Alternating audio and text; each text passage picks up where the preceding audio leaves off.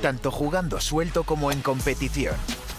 Tanto si se trata de un rápido 9 hoyos o de un gran 36. Tanto si juegas bajo presión o arrasando, siempre das lo mejor de ti.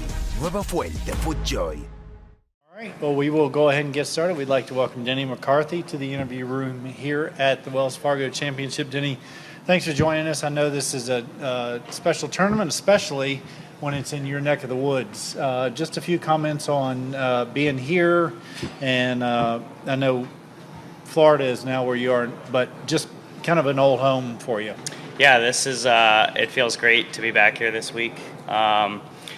When, they decided to come back here, obviously Quail is hosting the President's Cup. This is one that I've had circled on my calendar for a little while. So excited to be back here. I played here in 2018. The course is in unbelievable shape. I played 9 Sunday, 9 Monday. I played 9 today. I probably haven't played as many rounds as you would think on this place, but I've played it enough to get my way around it. And so it was nice to get out there the last few days and get some nice prep work in. The course is in amazing shape, so really excited to play it this week. A lot of you still have a lot of friends. Any family still in the area that are hitting you up for tickets and everything else? Yeah. I'm Becky, who books all my travel. She's a saint. I'm sending all the ticket requests to her this week, so thank you, Becky, for handling all that in advance. It'll be nice to have a crowd out here Thursday and Friday, and hopefully I can make some noise and play well on the weekend, and maybe gather a few more people on the weekend will be pretty cool. Okay, and one more question for me, and then we'll take a few from you guys. 7 top 25s, 2 of those top 10s. Just some thoughts on how you're feeling about your game heading into the week. Yeah, I've played really, really solid all year. I think I've only missed 3 cuts out of 19 events, so I've been playing really solid. I haven't really had many great results lately, but that doesn't mean my game's not in a good spot. I played all 4 Florida events, made all those cuts, got caught in a few of the bad waves, which is obviously going to happen. Mm-hmm. So I've still been playing good golf. I haven't seen my name up top as much as I would have liked, but I'm still working on the right things, and my game feels really good, and I'm starting to hit it really well to give myself a lot of looks. I've still been putting well too. I just haven't really made as much as I'm used to seeing go in. Mm-hmm. But I know if I just keep doing what I'm doing, good things are right around the corner. Okay. All right. Well, with that, we'll take a few questions if you guys have anything here. And then once you're done, just pass the microphone up. Thanks. Hey, Denny, Gene Wong with the Washington Post, and you won IAC titles at Prep just down the road here. How much do you stay in touch with those guys, your teammates from high school, and did you get a chance to play before the renovations here, and kind of how have you seen the course evolve since those renovations have taken place? Yeah, I've talked to a bunch of my buddies this week. It sounds like some of them might be coming out this weekend. I like to call them working stiffs, so they're working during the week, and hopefully they can come out on the weekend. And yes, I have played. I don't remember the old course as much. I probably played it half a dozen times before the redo as a junior kid, local junior kid in the area, and I've probably played it about a dozen times after the redo. So I don't remember much. I remember before they redid it, I think I was like 12 or 13 years old, and I played the first time I ever played here. I shot like 1 under 70 from like maybe the ladies' tees or a combo, and it was like my best round ever on a golf course. So I remember. I do have that nice memory. I know it was on the older course, but I remember it felt like, that round, it was like I know I was coming to play a hard golf course, and I treated it like a U.S. Open, and I played well that day. So that was a nice feeling as a young kid to know that I could play a hard golf course well. But, yeah, I'm excited for the week. Like I said, the course is in unbelievable shape. They did a great job on the redo. It's a hard golf course. There's not many let-up holes out there. You're going to have to hit the ball in the fairway. The rough is up in some spots. It's just a good hard golf course. You got to take on a lot of shots, and there's not much bailout.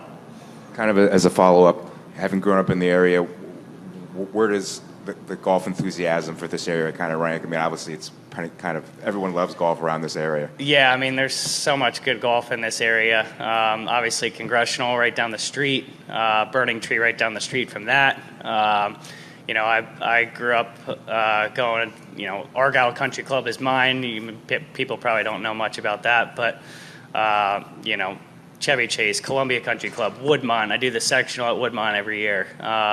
There's just so much good golf in the area, and you know, I felt that growing up. You know, I was lucky at Argyle Country Club. We had a great junior program, a lot of kids similar to my age. You know, we all get dropped off in the summer. We're playing golf all day, and I was very lucky to have that growing up, and that's kind of, Argyle is kind of where I fell in love with the game, and that's definitely where my enthusiasm has come from. Right up. Yeah, go ahead and then pass it up front.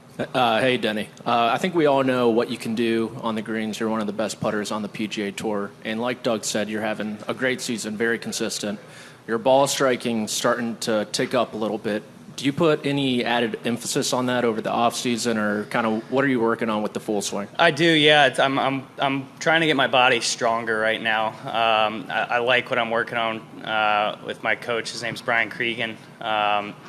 A lot of things, how my body's moving, if I'm loading properly and getting into my left side properly.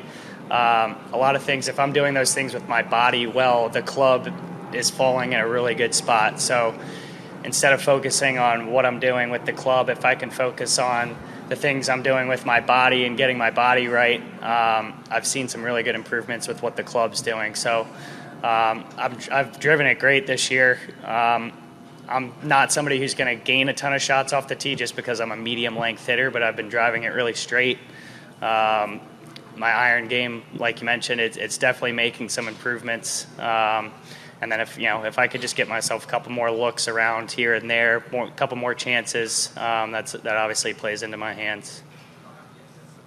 Hi, as a younger man, did you come to the tournaments like here in Congressional a lot? And was there a point where you said to yourself, you know, that's what I want to do? And was there another point where you said, maybe I really can do that? I don't think there was ever a point.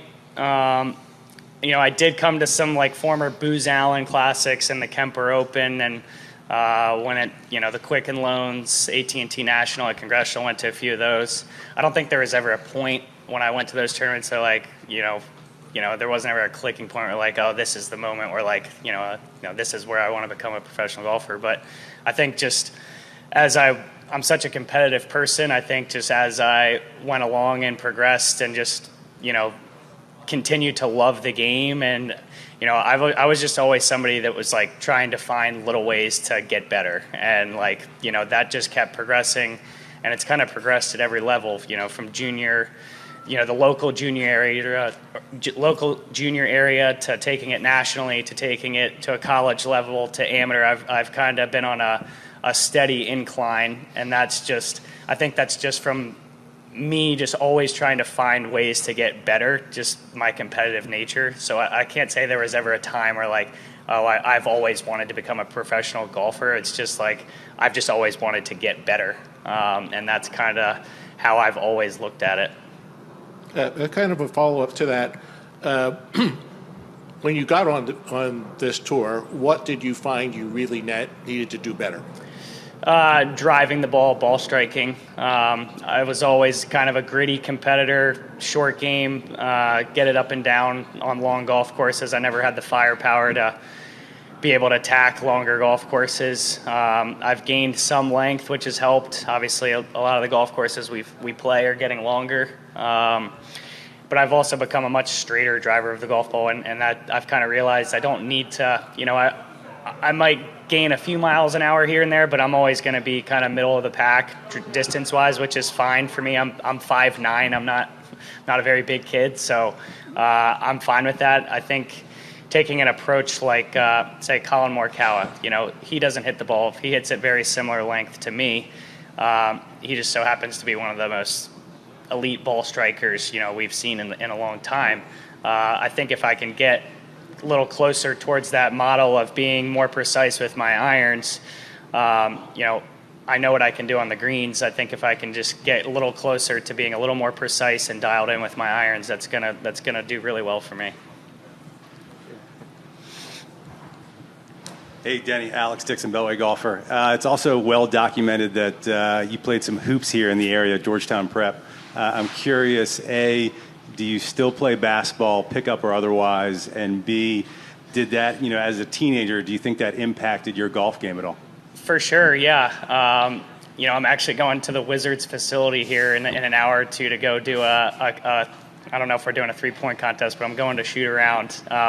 Yes, I still shoot around a lot. I have a hoop in my backyard in Florida, so some days when I'm not playing golf, I still like to stay active and go out and shoot around.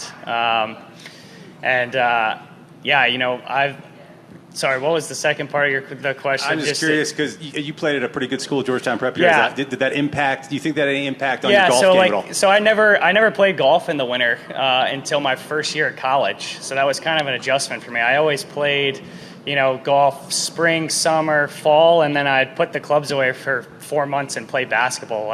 Basketball was probably my first love, honestly. Just like I mentioned, I'm 5'9". That was never a realistic future for me. But I loved basketball. I loved the team aspect of it. I mentioned I'm super competitive, so I played on some really good teams growing up, and I just had so much fun with it. We were winning games, maybe games we weren't supposed to. People underestimating, our size or our team, and I embraced that challenge. I loved playing basketball, and I'm excited to go shoot this afternoon. You mentioned your love of basketball. How much do you get a chance to follow UVA hoops? Obviously, a national championship not that long ago was pretty huge. Yeah, I went to that national championship game, actually. Ben Coles, who regained his tour card this year, him and I went to that national championship game, and unbelievable experience. So glad we were able to do that. I try and watch every game that I can. They've had some really, really good teams. They're fun to watch. Maybe not to most people because they play a little slower pace. They play defense, but defense wins games. They're one of the best defensive teams in the country every year, and I appreciate the effort that Tony Bennett and everybody buys into his system, and I enjoy watching that because I see how hard they work. Have you had a chance to communicate with Tony at all over the years? Not really. I talk with Dr. Bob Rotella a decent amount, and we've tried to put together, I'd love to go to Charlottesville and play around with, Doc and I have talked about it with, me, Tony, Doc, and maybe Ben. I think that would be really cool. I met Tony when I was at UVA, but haven't really talked to him that much. But I think that would be really cool. El nuevo Pro SL no tiene clavos, pero tiene un agarre increíble. Con una plancha de carbono adicional para optimizar el retorno de energía y un nuevo y moderno diseño, el zapato original de máximo rendimiento sin clavos tiene algunas ventajas importantes.